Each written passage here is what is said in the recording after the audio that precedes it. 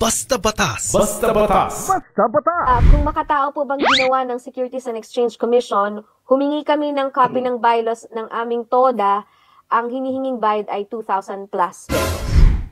Well, actually, hindi ko alam kasi kung para saan yung bayad na yun, ano, pero parang medyo nga malaki. Pero itanong natin baka may dahilan yun kasi hindi naman basta maniningi yan, lalo pa kung nire-resibuhan kung bawal. Ano?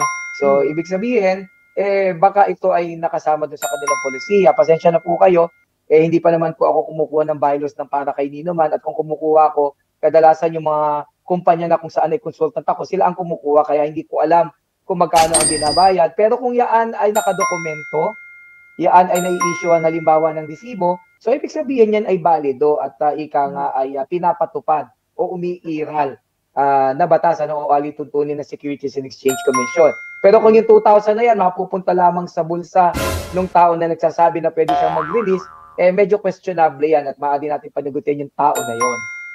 At wala tayong magagawa kung yun nga ang presyo talaga, di ba? Pero lang nagulat nga din ako bakit medyo mahal. Baka nga medyo mahal na rin talaga ngayon. Basta Batas. Basta Batas. Basta Batas.